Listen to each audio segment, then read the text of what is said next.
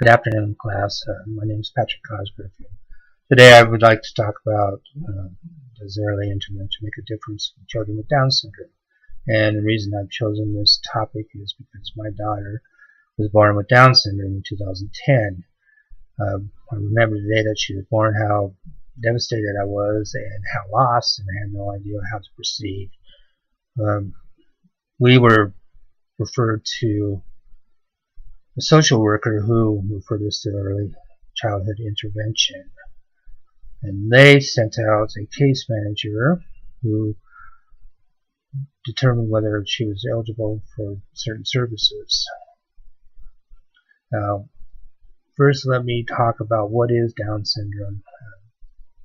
Down syndrome occurs when an extra copy of chromosome 21 or a partial copy of 21 is produced. This causes certain physical aspects in children, and some of these aspects are weak muscle tone and cognitive and physical delays. Some of the physical aspects of children with Down syndrome are slightly upward slanted eyes. They have weak muscle tone. They can have a flat face, and they have these deep creases in the palms of their hands. These are some of the physical characteristics. There are approximately 400,000 children with Down syndrome in the United States, and 95% of them have trisomy 21, and that is what my daughter has, and that's what we just talked about.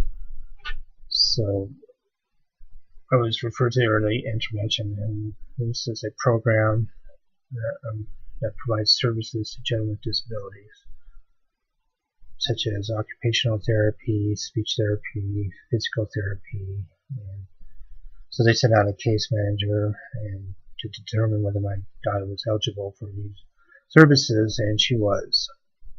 And so we've been actively involved with early childhood intervention since my daughter was 3 months old.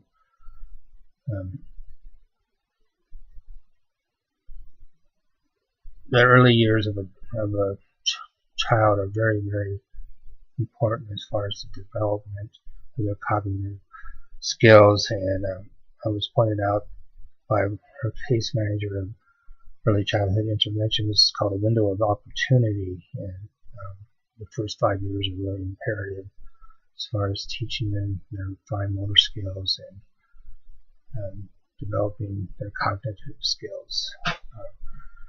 Through early intervention, we were introduced to an occupational therapist who my daughter is working with to this day, and also they sent out a physical therapist who has helped us, show us how to work with our daughter. Her physical therapists have changed several times, but it has made a big difference. My daughter has to wear orthotics because of the weak muscle tone in her body, and her joints she tends to be double jointed, and so if she doesn't wear these orthotics, she can end up really having severe hip problems and back problems later on in life. These are some of the services that were provided to me through early intervention. Now, early intervention is mandated by federal law, and it is called IDEA, and that stands for Individual Disability Educational Act. And then my daughter qualified for Part C of IDEA, and that is a program of services, like I said, that is mandated by the state.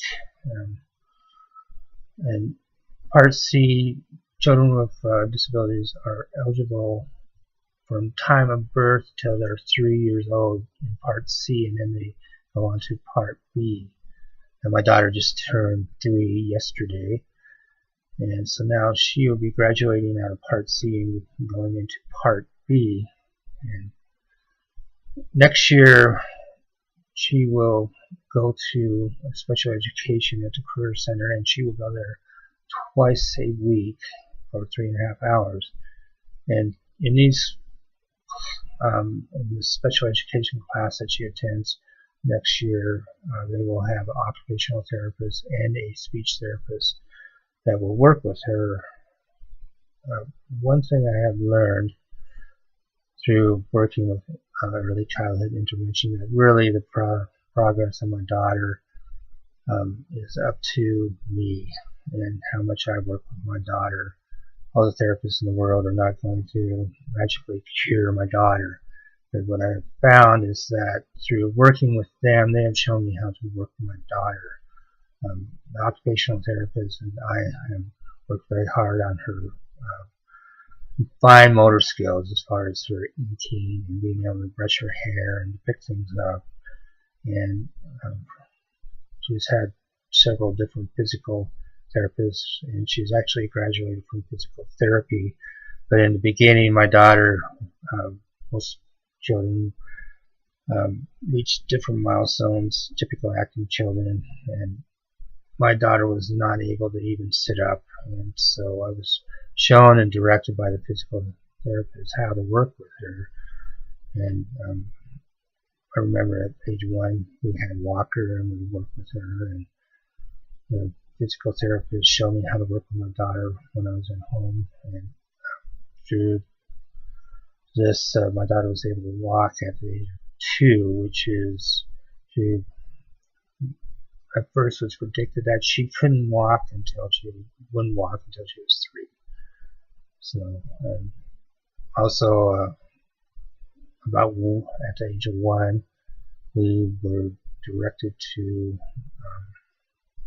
speech therapist, and I've been working with her, I believe, since she's either 12 months or 14 months old. In fact, today she will be going to her speech therapist, and she has about an 80-word, she can say about 80 words right now, which is, she's very high functioning. And for me, I don't know what I would have done without early intervention. It's just shown so much and done so much for my daughter and her development. And so I highly recommend it. I know there are mixed studies about the effects and long-term effects of early intervention, and that study groups, they need better controlled study groups and longer study groups, and they need to do a lot more groups of scientific research on children with Down syndrome or children with disabilities and early intervention. I myself, like I said, I would have been lost without it, and I believe my daughter is where she is at today because of it, and she is a very high functioning person, and so I'm grateful. And thank you for listening.